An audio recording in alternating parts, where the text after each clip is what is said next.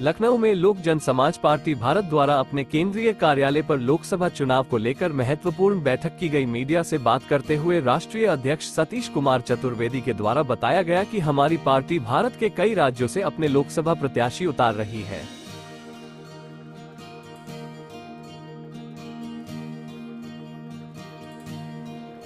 आज 2024 चुनाव को लेकर के यह बैठक हुआ है।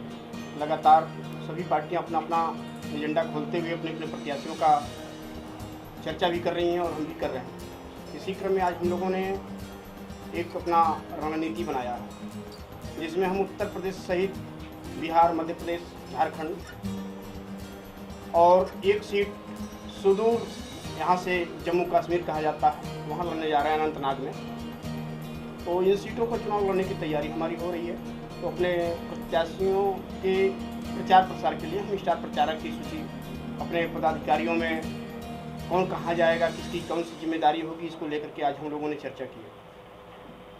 और हम जनता के बीच में जाकर के अपने अपने प्रत्याशियों के बारे में उनको जागरूक करेंगे, बताएंगे और चुनाव लड़ने की तैयारी के साथ साथ सरकार बनाने की भी उम्मीद करेंगे कि हम अधिक से अधिक सीटों पर जीतें।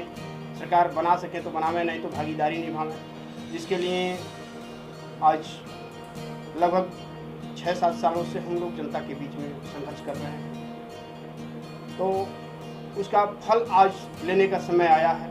जनता के सुख दुख में जिस तरह से हम दिन रात एक किए हुए हैं, तो हम अपील करेंगे कि जनता हमारे साथ भी आज न्याय करे और इस परीक्षा में हमें पास करने का प्रयास करें।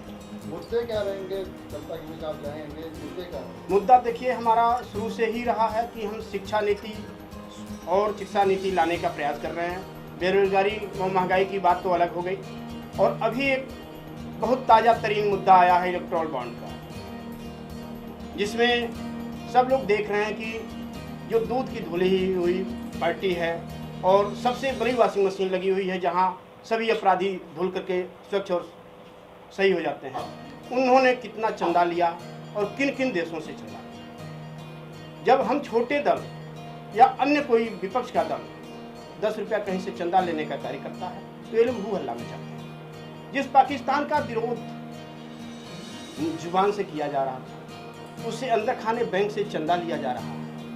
ये हमारा मुद्दा रहेगा जनता के बीच में कि जिस पार्टी को आप दूध की धुली हुई समझते थे, वो देखिए किस तरह से अंदर खाने से हाथ मिला करके पाकिस्तान जैसे जगहों से, चीन जैसे जगहों से और इलेक्ट्रॉल बॉन्ड में सबसे ज़्यादा चंदा प्राप्त करने वाली पार्टी है, और वो कहते हैं कि हम तो एकदम पूरी पास हैं। वो मुद्दा हम जनता के बीच में ले जाने का कार्य करें। सर, महिला पहलवानों के समर्थन में आप उतरे, तो महिलाओं की सुरक्षा को लेकर आज की क्या तैयारी होगी? देखिए, महिलाओं की सुरक्षा के दृष्टिकोण से संयोग से हमारी पार्टी 50% महिलाओं को टिकट दे रही है, जिसमें जीता जागता साबुत आपके लखनऊ लोकसभा क्षेत्र का है, जो देश के तीसरे नंबर के नेता कहे जाने वाले राजनाथ सिंह यहाँ के भारतीय जनता पार्टी के प्रत्याशी हैं। उनके सामने हमारी राष्ट्रीय उपाध्यक्ष सोनी शुक्ला यहाँ से चुनाव लड़ रही है। सर, लोकसभा जो है लखनऊ, यहाँ पर राजनाथ सिंह, उनके सामने बहुत बड़ी चुनौती होगी आपकी पार्टी के लिए। किस तरह से इसको आप इस चुनौती का सामना करेंगे? इस चुनौती को हम इसलिए सिरोधार्य कर रहे हैं और सामना करने का तैयारी किए हुए हैं कि हम जनता की आवाज़ बनकर जाएंगे। हम टेबल की आवाज़ और ऑफिस की आवाज़ नहीं बनेंगे, हम जनता की आवाज़ बनकर के उनके पास जाएंगे और उनसे अपनी बातें करेंगे। और हमारा लोकल का प्रत्याशी है, क्योंकि जनता के बीच में रहने वाला है, और ये लोग बाहर के प्रत्याशी हैं, हवाई यात्रा करते हैं, हवाई की तरह आते हैं और चले जाते हैं। एक और बड़े नेता हैं सपा में खड़े हुए हैं, उनको लेकर देखिए, आपको मैं बता दूं, बड़े नेताओं की बात जो आप कर रहे हैं, वो विधायक भी रहे, विधायक हैं भी मौजूदा। क्या ऐसी व्यवस्था उनकी है और क्या ऐसी व्यवस्था है कि एक विधायक को ही यहाँ चुनाव लड़ना पड़ रहा है? उनके पास क्या कोई और चेहरा नहीं है? ये सोचने वाली बात है कि कौन ऐसी बात आ गई कि जो एक विधानसभा से आप उस विधायक को हटा करके लोकसभा ले आने की तैयारी कर रहे हैं। क्या आपके वहाँ प्रत्याशियों के लाले पड़ गए? हम जैसे पार्टियों के पास 4-4 आवेदन आते हैं और आपके पास क्या विधायक का ही आवेदन आया? तो ये सबसे बड़ी बात होगी कि अपने विधानसभा में उन्होंने क्या किया है, तो लोकसभा का क्या कर पाएंगे। सर, युवा जो है सबसे ज्यादा वो संघर्ष कर रहे हैं रोजगार बहुत बड़ा मुद्दा है उत्तर प्रदेश में। किस तरह से आप देखेंगे? देखिए, रोजगार मुद्दा जो आपने बताया ये बिल्कुल बहुत बढ़िया बात है, क्योंकि अभी इसका जीता जागता साबुत पुलिस भर्ती वाले में हुई। और हमें तो ये लगता है कि 2017 नहीं बल्कि 2007 से मैं यह देख रहा हूँ, जिन दलों का सरकार बना, पहले लोग माया देती थी तो मुलायम खारिज करते थे, मुलायम देते थे माया खारिज करती थी।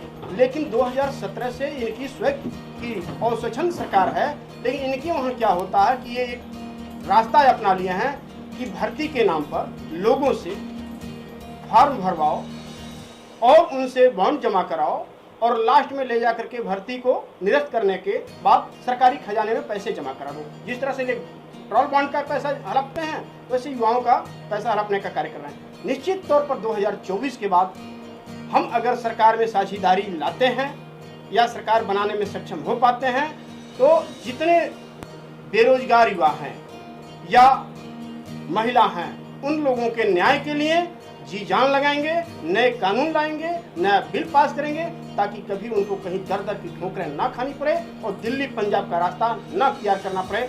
इस प्रदेश में ही इतना रोजगार सृजन करेंगे।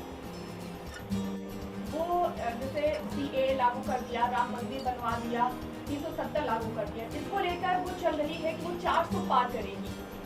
आपकी पार्टी मैडम देखिए, कहने का मकसद यह है कि बीजेपी ने सीए लागू कर दिया, राम मंदिर का नाम लिया, 400 पार जो बात कर रहे हैं तो रियल में वही कर रहे हैं, क्योंकि 400 पार के बाद 143 सीट बनता है, वही भारतीय जनता पार्टी पाने जा रही है। 400 पार जो 143 सीट बच रहा है, वही भारतीय जनता पार्टी पाने जा रही है।